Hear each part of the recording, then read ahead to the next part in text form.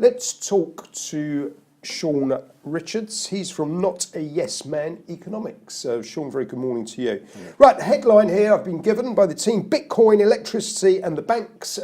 Is there a correlation there? Yes, there is. And what is that correlation? There's quite a few links here. If you look at this morning, Bitcoin price has been on the move again. If those watching this have been on a long holiday, of course they went away with it being 15, through the roof, yep. 19,000, I think in dollar terms, 1 point. Now it's below 11,000, so over the last week or so that's turned. And this comes to various oddities, and where we come to another link, which I'll throw in for the UK, something else that we're being told, is that virtually everyone's supposed to be using electric cars in 10, 15 years' time, yep. aren't they? Now, this does link with Bitcoin because supposedly we're told that the higher the price of Bitcoin, the more electricity it uses in terms of mining it in the first place. Yep. And there's all sorts of extraordinary numbers about where the electricity is going to come from. A bit less now at 11,000. And this takes another, if you like, bizarre link. It turns out that some of the miners have been next to hydroelectric plants in China for the purpose to getting the electricity in the first place.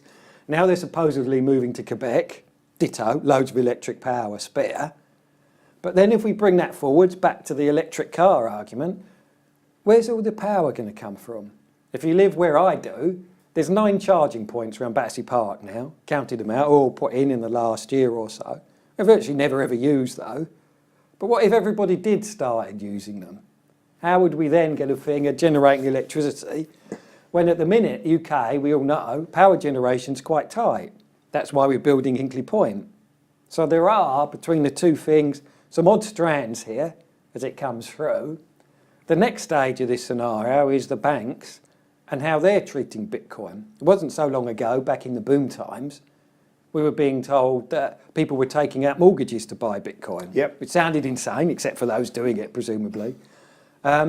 Now, over the last few days, the next set of stories are coming out is that people that have made money, because even at, say, 11,000 today, if you got in a year ago, your quids in, dollars in, euros in, whatever, under money laundering rules, they're not going to take the money off them if they want to get a mortgage.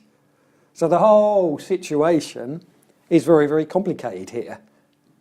Going back to the Bitcoin piece, as an economist, what do you make of Bitcoin?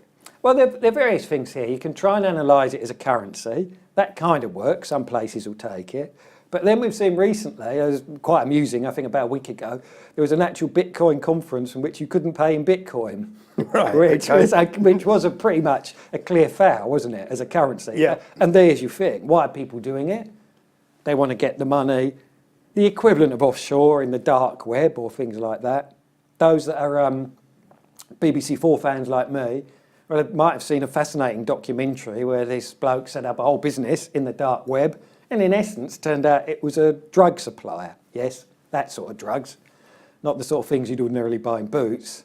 And so there's a lot of sort of issues here all spraying in together. But as an economist, okay, is this good for society that we have this cryptocurrency? Well, in some ways, yes, because it's a way of actually getting a market that's outside the control of the central banks.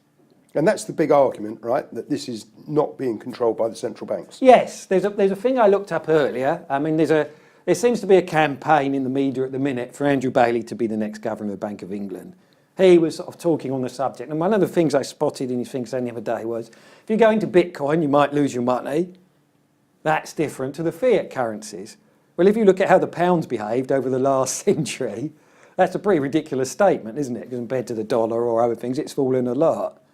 So the situation there is quite complicated. Yes, the pound in your pocket, to use the old Harold Wilson phrase, you'd get a pound, but what does that buy you? So it's not that simple. Okay, so my last question to wrap up, will Bitcoin be higher or lower than where it is now by year end? Because it's so obvious it'll be lower, I'll go for higher. As always, Shaun, thank you very much indeed for your time.